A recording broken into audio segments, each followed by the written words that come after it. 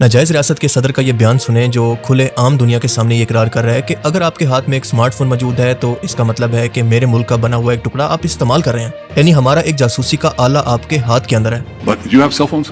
You have cell phones here? No. You're holding a piece of Israel right there. You know that? I mean, a lot of the cell phones, the medicines, the foods, you eat cherry tomatoes.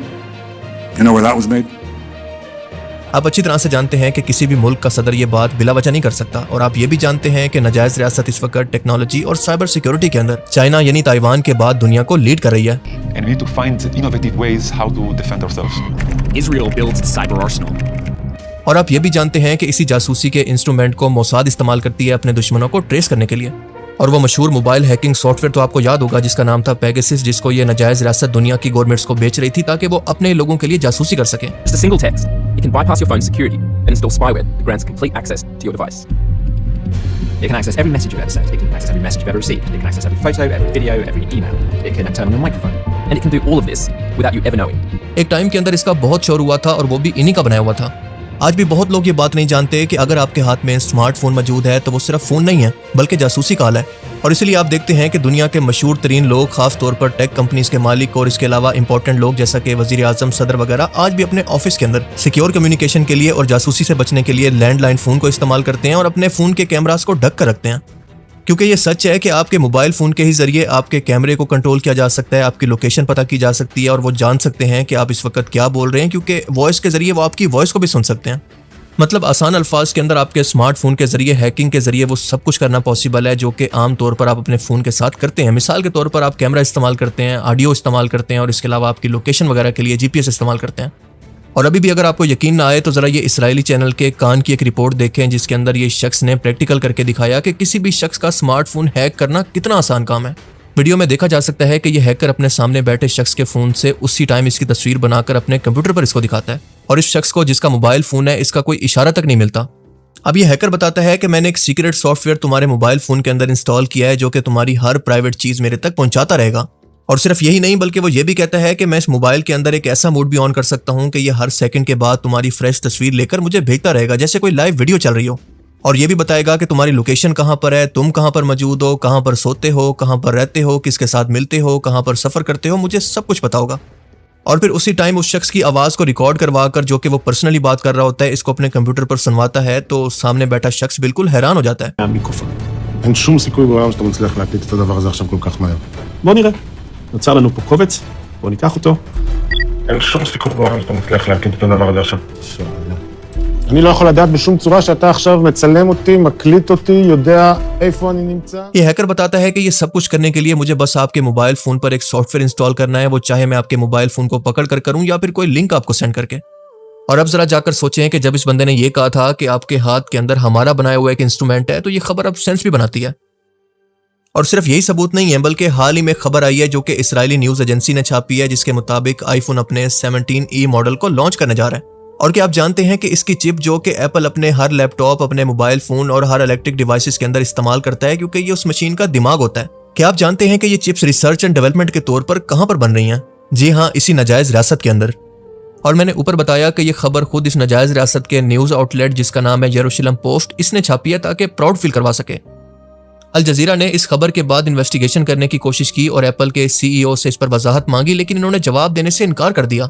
और ये बिल्कुल जाहिर सी बात है क्योंकि वो कैसे confirm कर सकते हैं जब वो ये जानते हैं कि इनकी एप्पल ब्रांड जो कि पहले ही सफर कर रही है लैक ऑफ इनोवेशन की वजह से, कहीं इसका दुनिया भर के अंदर बाइकआउट ही ना शुरू हो जाए। एप्पल के एक एक्स एम्प्लॉय ने बताया कि कैलिफोर्निया यानी USA के बाद इसका सबसे बड़ा रिसर्च एंड डेवलपमेंट सेंटर है इसी नाजायज रियासत के अंदर, हर्जालिया शहर के अंदर। वो बताता है कि एप्पल ना सिर्फ यहाँ पर रिसर्च एंड डेवलपमेंट के नाम पर इस रियासत को अरबों डॉलर देती है बल्कि इसी मुल्क की टेक कंपनी से वो टेक्नोलॉजी भी खरीदती है जिसको वो अपने मोबाइल फोन के अंदर इस्तेमाल कर सके।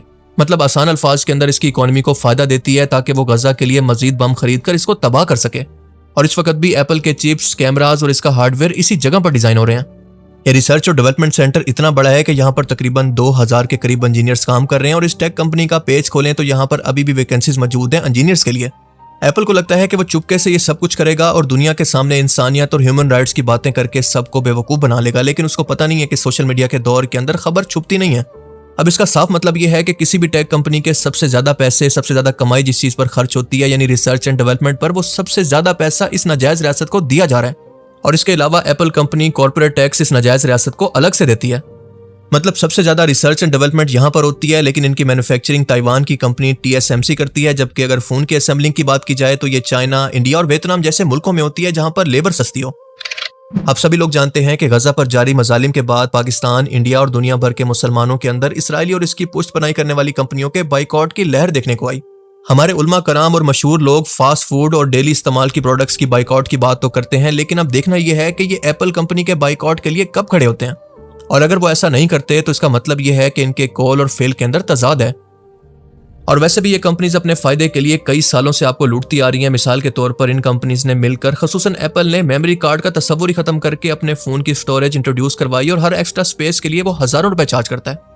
और वो डाटा जो कि आपके आईफोन के अंदर सेव होगा कहीं पर और ट्रांसफर नहीं हो सकता, बिल्कुल आपके मेमोरी कार्ड की तरह। और अगर आपको इसी मोबाइल फोन के अंदर ज्यादा स्पेस चाहिए तो किसी और के कंप्यूटर पर जो कि इसके कंट्रोल के अंदर हो, आप अपना डाटा रखकर उसको पैसे दे सकते हैं, जो कि कभी भी हैक हो सकता है, यानी iCloud। फिर आप जानते हैं कि इन्होंने हेडफोन जैक निकालकर, जो कि इंतहाई सस्ते थे और कहीं से भी मिल जाते थे, कहीं से भी रिपेयर हो जाते थे, इसकी जगह पर अपने लाखों रुपए के एयरपोर्ट्स इंट्रोड्यूस करवाए जिनको रिपेयर करना भी पॉसिबल नहीं है। DVDs खत्म करवाकर अपनी स्ट्रीमिंग सर्विस इंट्रोड्यूस करवाई जहां पर आपको हर महीने इनको पे करना पड़ता है और आप इनके सिस्टम के अंदर ही कैद हो जाते हैं। मतलब एक बार DVD खरीदने के बाद वो आपकी होती थी, चाहे आप इसको 10 साल के बाद भी इस्तेमाल करें, लेकिन इन सर्विसेज के अंदर अगर आपने अगले महीने पैसे ना दिए तो वो सब कुछ खत्म। और स्पेशली एप्पल जैसी कंपनीज अपने फायदे के लिए अपने सिस्टम के अंदर लोगों को कैद कर देती हैं, जहां से आप जानते हैं कि आप ब्लूटूथ जैसी सर्विस भी इस्तेमाल नहीं कर सकते। मतलब इनके इकोसिस्टम से दूसरे इकोसिस्टम के अंदर डाटा ट्रांसफर करना इंतहाई मुश्किल काम है, और ये सब कुछ इसलिए हो रहा है क्योंकि इनका अपना स्ट्रीमिंग इकोसिस्टम जो कि हर वक्त इनको पे करवाता रहे, मतलब हर महीने कस्टमर की जेब से पैसे निकाल कर इनको देता रहे, चाहे इनकी प्रोडक्ट बेचने के बावजूद भी। इसी के लिए ये सब कुछ किया जा रहा है। देखें, एप्पल एक ऐसी कंपनी नहीं है जो कि नाजायज रियासत को फंड कर रही है, बल्कि दुनिया की सबसे बड़ी कंपनीज में से एक अमेज़न भी इसके अंदर बराबर की शरीक है, जिसने $7.5 बिलियन एक प्रोजेक्ट के अंदर इन्वेस्ट किया जिसका नाम है निम्बस। इस प्रोजेक्ट के मुताबिक ये पैसा रिसर्च एंड डेवलपमेंट के लिए इस्तेमाल होगा, जो कि जासूसी की आलात बनाने के लिए और खास तौर पर गजा के लोगों को टारगेट करने के लिए इस्तेमाल होगा।